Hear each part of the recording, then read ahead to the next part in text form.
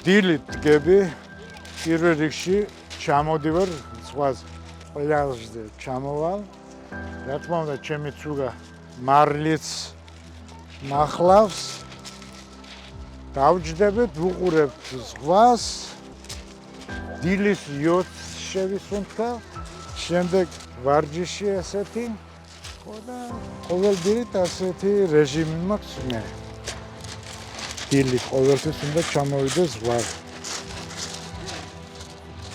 1860-იანი წლების ბოლო გემით რო წამოვიდნენ ეს აჭარაში ახლა ვინც არის აფხაზები, თურქებმა არ მიიღო ეს გემი.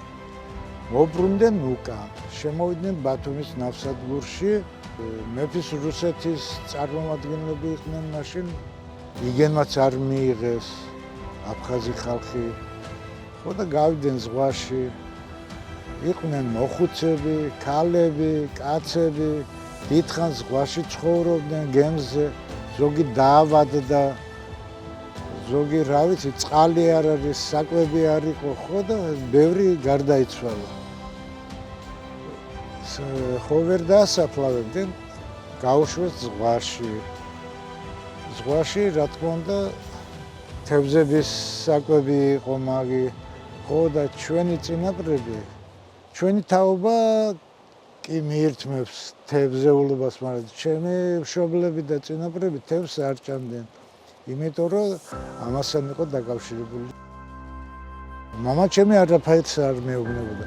ერთადერთი მამიდა ყავდა, მამიდამ ზოგჯერ იცოდა რა, შიგადაშიგ მოგვიყვებოდა, ესე იგი რო არ უშვებდნენ, მერე ალბათ 20 დღე იყო თუ 1 თვე არ ვიცი, გემი მიადგა აჭარის რომელიღაც სანაპიროს, მაგრამ იტყოდ ნათქმი აქვს, რომ კლდოვანი ადგილი იყო, ან კვარიათი სარფის მისადგომები, ან ციხისძირის მისადგომები. ხო და ღამით მიადგა გემი, ჩუმად გადმოსხდნენ და ადგილობრივმა მოსახლეობამ შეიფარა. ასე დასახლდნენ ვინ სოფელი მაჰმუდია, დღევანდელი ფერია, ადრე მაჰმუდია ერქვა, იქ დასახლდნენ, ჩვენი გვარი იქ დასახლდა. იქ 15 გვარის წარმომადგენელი არის სოფელ ფერიაში, 15 თუ 16 ესე. შემდეგ ადრე ფეიზი ერქვა, ეხლა სოფელი სამება, სალიბაურში არიან აფხაზები დასახლებული, ანგისაში არიან. აჭარაში ალბათ ოჯახი არ მოიძებნება, სადაც არ იყოს ან აფხაზი სიძე, ან აფხაზი რძალი.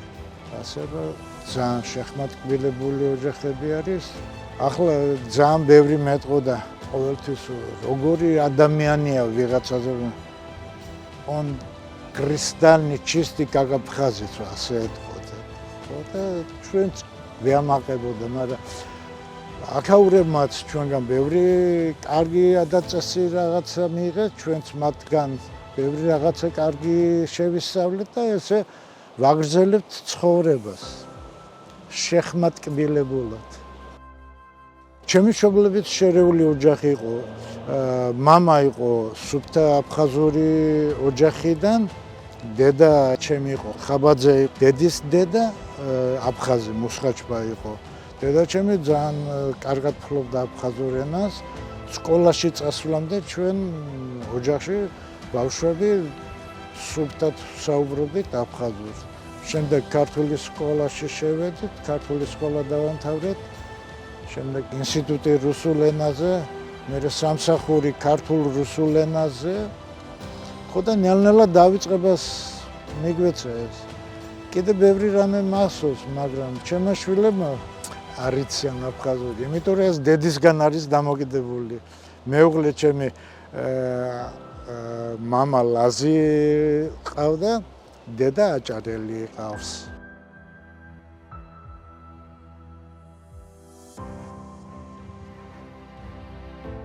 შვილი მყავს, იგენი თბილისში ცხოვრობენ. 4 წლის და 3 წლის არიან. ხო რო დამირეკავენ იქიდან ბაბუა, ხო და აფხაზურად მეტყვიან. სარავარა ბზიას ბოით. აფხაზურად. ესე იგი მე შემიყვარხარო მეუბნება. ასე არის. ძველთაძველი ქართველი ლაზეთიდან. ხო, ლაზეთიდან კი. მე რა თქმა უნდა, მე ლაზი ვარ. ლაზი ვარ, ისეთ ლაზების გარემოცვაში ვარ გაზრდილი, ყველა ლაზი ცხოვრობს აქ. და მე აფხაზი რო ითქვა, ცოტა დავფიქრდით, მაგრამ კმაყოფილი ვარ, რომ აფხაზური ოჯახი შევქმნით, კარგი შვილები, 3 შვილი მყავს. მე ასეთი წესები არ მიგზნია. ამ გვარის ოჯახებთან საერთოდ ძალიან ისეთი ინტელიგენციური ოჯახი იყო, როგორც ქართული, ასე. მე როგორც ასე აფხაზური არაფერი არ მიგზნია. დაფაცება უფროსისადმი? ნუ, მაგი თავისთავად, ეს ახლა ჩვენი ტრადიციაცაა.